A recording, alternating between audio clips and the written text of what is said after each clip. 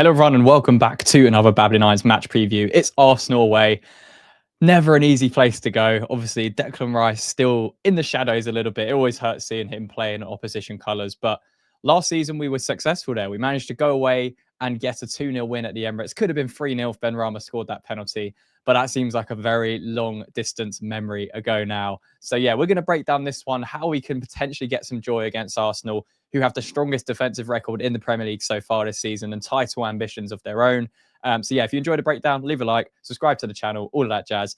And yeah, let's start with the tail of the tapes as we normally do with a preview, just to look at how both sides are performing so far this season. You can see here, Arsenal on 53 points, West Ham 27. Arsenal scored 51 goals to West Ham's 29. They've conceded just 22 goals to West Ham's 47, so over double for West Ham.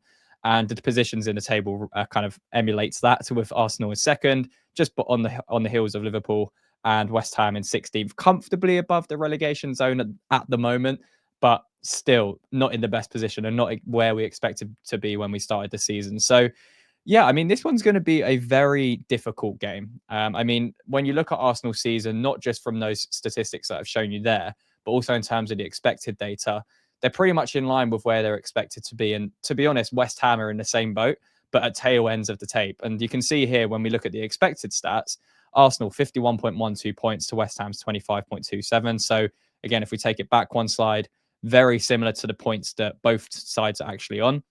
Expected goals scored, Arsenal 51.34, West Ham 35.06. Expected goals conceded for Arsenal 23.88 to West Ham's 50.71, which is insane. And yeah, expected positions second and 16th. So based on expected data as well, both teams are in exactly the same position as they probably should be and are in correlation with the current Premier League standings. So Arsenal have been an interesting watch this season. They've definitely been hit with injuries, which has stagnated their progress in the Premier League, but they're still fighting on multiple fronts. I know they exited the Carabao Cup semi-final against Newcastle in a game they probably were disappointed to go out on over two legs, especially their home leg losing. And then you look at the FA Cup again, that penalties knockout to Manchester United. So now all their eggs are in one basket, well, two baskets with Champions League as well, but they're going to be the main focuses for Mikel Arteta. And he's a manager that's starting to come under a little bit more pressure from external factors. And, people are starting to question, well, you've invested this much money, you've had the backing of the board. Where are the trophies to deliver on that? But there's no denying Arsenal's incremental value kind of increase over time as a football club over this past few seasons. It was only 4 or 5 seasons ago that Arsenal were pretty much a laughing stock in the Premier League when you compare it to the heights that they used to be as a football club.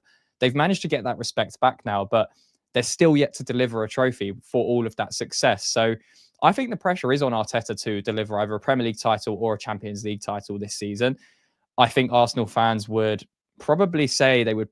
It's hard to say, but I mean, it'd be interesting if there's any Arsenal fans watching this. Would you prefer to win the Premier League or Champions League? Because again, you haven't won the Champions League yet as a football club, but winning the Premier League would be a lot more difficult to achieve, especially against a Liverpool squad and side that have been performing really, really well. So I think success for Arsenal this season has to be one of those trophies. If they don't, I think it will probably be deemed as another failure of a season, especially because they've come so close in the previous 2 seasons to lifting the Premier League title as well.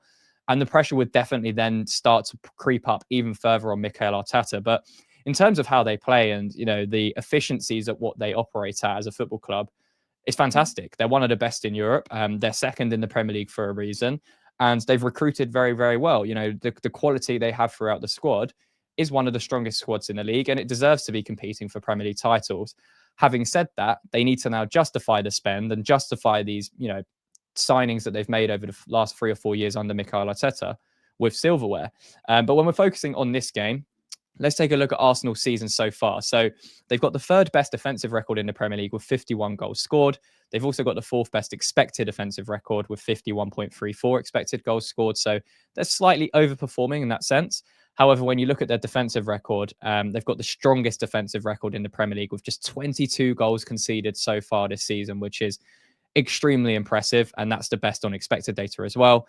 In terms of expected points, as I mentioned before, they are ranking second with 51.12. They average just over 2 goals per game with an XG of 1.95, and they average less than 1 goal conceded per game at 0.88 with an expected goal against of 0.96. and they're averaging around 54.57% possession in the Premier League so far. So when I think about an Arsenal team right now, it's completely different to what we envisioned of them 4 years ago.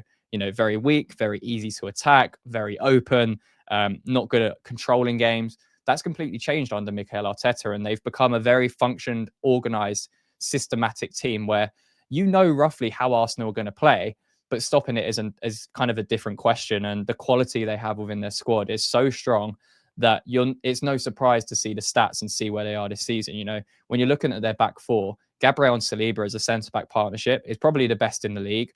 I think maybe fans would maybe argue that Van Dijk and Konate are up there, or Max Kilman and Todibo. Joking, of course, not Max Kilman and Todibo. But yeah, I think in terms of Saliba and Gabriel, they've been fantastic. And, you know, it's such a strong unit to get past. And not only are their centre backs fantastic, they've had emerging young talent this season with Lewis Skelly and Ranieri. You know, they've got quite a nice blend. And although they've had those injuries, it has created a pathway for Mikel Arteta to integrate some more youth players into the team, as are West Ham now trying to do with Ollie Scholes, Lewis Orford, hopefully Freddie Potts next season as well. So getting the blend between quality and youth players, they're kind of in a good position right now, Arsenal. And I think they just need to deliver on it. And this game in particular is going to be extremely difficult for West Ham and Graham Potter because despite Arsenal's injuries they currently have, they still have an abundance of quality across the squad. And if we look at how we probably expect both teams to line up going into this game, we'll start with Arsenal. So Raya in goal, back four probably going to be Lewis Skelly, Gabriel Saliba, Timber, midfield four of Partey as the six, and with Rice and Odegaard in front of them, and then a front three of Trossard, Marino, and Nwaneri. And then with West Ham, it's difficult to say how we're going to line up, but we probably expect something like this. Areola, Kilman, Mavropanos, Todibo, maybe Kufau in the back line instead of Mavropanos or Todibo. Souček, Alvarez double pivot. I think that's pretty nailed on. Emerson and Wan-Bissaka as our wing backs. And then front three, Bowen, Kudus, Paqueta. I think if Paqueta is injured, as reports are suggesting, it may be Ferguson or Soler to come in, or even Ward-Prowse in that position. If we do bring in Ferguson, I'd expect Kudus to go on the left-hand side where Paqueta is and Bowen to drop into that right channel. But it's an extremely difficult game. Having said that, we have the quality to hurt Arsenal. There is no getting around that. Like, we have quality in our squad. We have to start believing in the quality of our squad. We should not be 16th in the Premier League with the quality that we have. Absolutely not. And it's why Lopetegui was sacked, and it's why Graham Potter's been brought in to hopefully transform that with the last few months of this season, which we're effectively treating as a pre-season. Again, we're out of the cup competitions. We're not really in any danger of going down right now. So it's almost creating these processes and these structures and how Graham Potter wants to play and getting players familiar with it, you know, trying these concepts out. It hasn't worked, you know, across the board so far for Graham Potter. He's still only won one game. So there is still internal pressure within his structure and his setup. He tried going to a back four against Brentford last week. It didn't work. I fully anticipate he'll go back to his normal back three for this game against Arsenal because of the quality they have. And if we bring this up again, Marino as the false nine, we'd expect this to happen based off the fact that he came off the bench last week against Leicester and scored 2 goals, and Raheem Sterling hasn't been performing particularly well for Arsenal. So when you look at their front three, it's still got quality. You know, Nwaneri is a fantastic young player, and he's going to be extremely difficult to deal with. Trossard has the quality to hurt us. And then you look at their midfield, you know, Rice, Partey, Odegaard, that's going to be very well structured, very difficult to break through. So we're going to have to pick our moments. And that's the question, isn't it? How do West Ham get success in such a difficult game? Probably the hardest game, bar going to Anfield, of the season this season, because of the form of Man City. It's incredibly difficult. You know, Arsenal have the strongest defensive record in the Premier League for a reason. And it's because they're not just because they have quality individually, but because of how Mikel Arteta sets them up and how well drilled and well coached they are defensively when out of possession, when they lose possession high up the pitch, how they then restructure and organize their team. Extremely difficult to break down. And, you know, we've seen it with Arsenal over the past couple of seasons when they did come to the London Stadium. They have made a mockery of us, and it's been very difficult to kind of go into these games with the correct mentality that we can win this game. But we did do it last season at the Emirates, and you know, it was probably on balance a deserved win because obviously we missed a penalty as well, and I thought we performed outstandingly well defensively in that game. It's going to take probably a better performance than that one to beat this Arsenal team despite their injuries, because of how they play and because we've got Graham Potter with the new structure and system. And I think that is one advantage we do have, is that we have got a fitter squad than Arsenal. That's not to say we have higher quality, but we do have more options and more ways we can play. I think Arsenal, although they are maybe a little bit more one-dimensional than how compared to West Ham, because we're a little bit of an unknown entity at the moment, they're still incredibly difficult to beat, despite the fact that we know how they're going to play and we know how their structure and how Mikel Arteta is going to set up his players. Again, bringing this back in, we know that back four will probably become a back three with either Lewis Skelly or Timber going into the midfield, and they almost create a 3-2-5 formation. So, yeah, one of their fullbacks will invert to play alongside Partey, and then they can push on with Nwaneri and Trossard and really force those 1v1 situations. I will say that to counter that, the way Graham Potter is going to set up, having those wing backs is going to allow us to go very, very tight to Nwaneri, very, very tight to Trossard. So when I'm thinking about Trossard versus Aaron Wan-Bissaka, I'm less scared than the other side, where you've got Emerson against Nwaneri. I've mentioned it in many review shows. I don't think Emerson has been performing well at all this season. And that 1v1 battle of Emerson versus Nwaneri scares me, to be honest. It really does. I think Nwaneri will have the better of Emerson on a lot of occasions.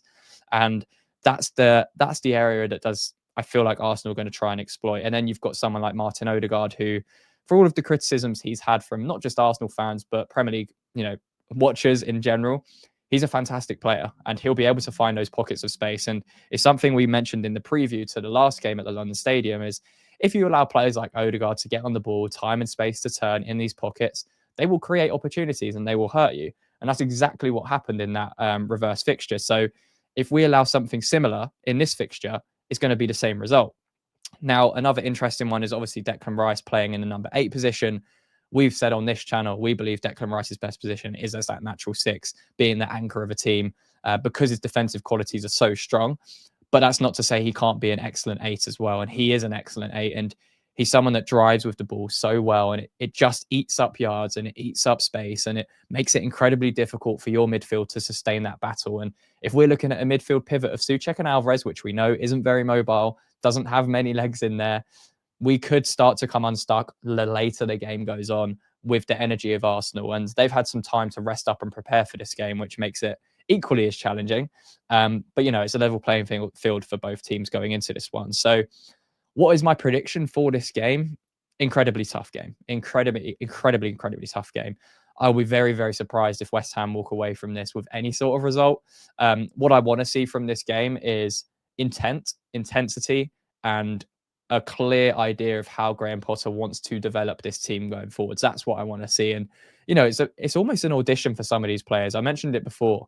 This has to be viewed as a mini pre-season for West Ham. And the way I see it is there are a lot of players right now who, when it comes to the summer transfer window, could be put up for sale because of their performances. And, I'm looking at the likes of Kudus, which is crazy to even say because he was such a talented performer for us last season. He hasn't hit those heights this season. So when you're talking about the price tags being linked with someone like Kudus, he has to step up now. And one of those clubs that he's been linked with is Arsenal. So again, a point to prove for him individually. But we need to see more quality from these types of players. Too many passengers this season have been kind of coasting through games. Emerson, another one that I've mentioned, hasn't been on it this season. Defensively, we've been awful. But again, this is all new for Graham Potter to try and integrate, and he's still trying to get the best out of his squad and the best out of his starting 11 and still decide what his best starting 11 is. We're still only a month, 6-7 weeks into the Graham Potter reign. There's so many nuances to what's happening right now. But to beat this Arsenal team or to draw against this Arsenal team, it's going to require a monumental effort from the squad. And yeah, it's not a game I'm particularly enjoying the prospect of going to in that away end, but you never know. You never know with football. That's why we go and support our team, and that's why we go and travel up and down the country to support them. But yeah, luckily this one's just around the corner in London for me. But I think, yeah, I'd be naive to predict a West Ham win. My heart says 1-1 or 2-2. My head says 3-1 Arsenal or 4-1 Arsenal. I just think they have so much quality, and the way Arsenal play and the way they're structured is just 50 times better than West Ham at the moment. So it's going to require something special. However, it's not unattainable. That's what I will say, especially with the quality we have on the break with Jared Bowen. If Kudus turns up, Evan Ferguson looked very sharp. If Paqueta's fit, hopefully he is. He'll obviously offer something different in that midfield. And then we've got, then I'm starting to think, where is the creativity going to come from for West Ham? that's when it starts to get a little bit tricky with the options we have, because Ward-Prowse isn't that player, Soler isn't that player off the bench, Suchek and Alvarez aren't those players. So then you're asking Wan-Bissaka and Emerson to provide that, which again, I don't think that's not necessarily their strengths in terms of creating difficult chances or key chances for West Ham to exploit. So yeah, I'm going to go with a 3-1 Arsenal win as my final prediction. I think it's going to be an incredibly tough game, as I mentioned. And Arsenal, they can't really afford to drop points at this stage of the season with the gap they are behind Liverpool. But there's also a chance to keep applying pressure to a Liverpool team that are still in a lot of competitions. And the later it goes down the line, you never know what can happen with the last few games of the season. So Arsenal just need to keep winning. I do think they will do that against West Ham at the weekend. But yeah, I'm really wanted to see progress in this game. And, we saw it against Aston Villa a few weeks ago. We've kind of gone backwards since then in terms of how we've been playing. So we need to recalibrate where we were a few weeks ago with that draw against Aston Villa, go again. And players need to start stepping up and taking responsibility for their actions, especially defensively, because we've been so poor, as the numbers suggested, with the amount of goals we've conceded compared to someone like Arsenal. So, yeah, let me know down below in the comments, what are your score predictions for this game? Are you confident or as less confident as I am? And yeah, let me know your thoughts on Arsenal so far this season and how West Ham can get success against an incredibly difficult Arsenal side. So yeah, if you enjoyed, leave a like on the video, subscribe to the channel for more content. And until the next one, common your minds.